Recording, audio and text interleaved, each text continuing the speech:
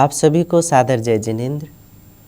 साथ ही नवपद ओली तप आराधना की हार्दिक हार्दिक शुभकामनाएं। नवपद ओली जी की 9 दिवसीय आराधना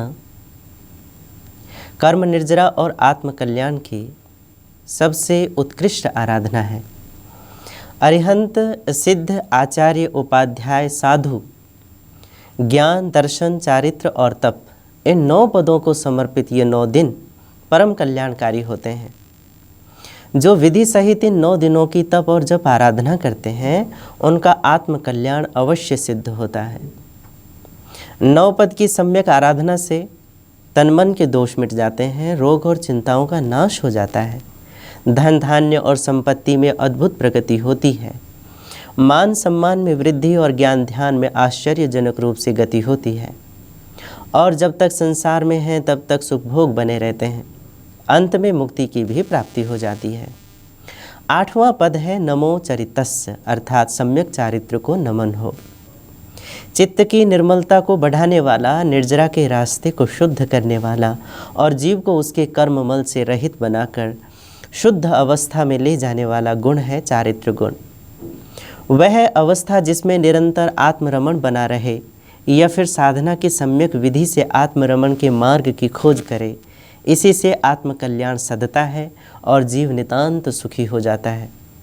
सम्यक चारित्र के 17 भेद हैं जिनकी आराधना से हर मुमुक्षु कर्म की वीड़ियों को काटकर मुक्त हो सकता है।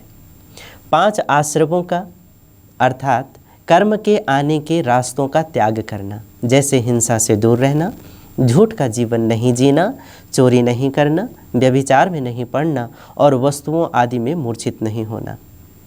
5 इंद्रियों को वश में रखना, आँखों से अनावश्यक राग द्वेष बढ़ाने वाले दृश्य नहीं देखना, कानों से राग द्वेष में वृद्धि कराने वाले शब्द नहीं सुनना, गंध में राग द्वेष नहीं करना, रस में मन को डावाडोल नहीं होने देना और किसी भी तरह के स्पर्श में राग द्वेष नहीं जगाना। कषायों से चित्त को मुक्त रखना, गुस्सा नहीं करना, अभिमान नहीं पालना, छल कपट नहीं करना और लोभ लालच में नहीं पड़ना। मन से, वचन से और कर्म से कोई भी ऐसा कृत्य नहीं करना जो हमें 4 गति 84 लाख योनियों में घुमाता रहे और हम सदैव यहीं भटकते और पीड़ित होते रहें। 17 प्रकार का संयम या चारित्र इस तरह से भी कहे जाते हैं। 5 स्थावर में से पृथ्वी काय, अपकाय, तेवकाय, वायुकाय, वनस्पति काय की रक्षा में तत्पर रहना। बेइंद्रिय, तेन्द्रिय, चौरिंद्रिय, पंचेंद्रिय का संरक्षण करने में जागरूक रहना।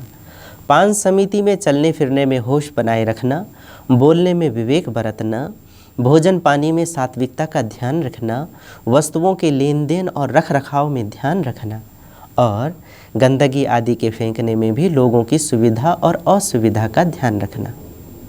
मन, वचन और काया का गोपन करना ताकि मन से फिजूल विचार न हो, वचन से व्यर्थ बोलना न हो और काया से असत की प्रवृत्ति अर्थात फालतू की चंचलता न हो।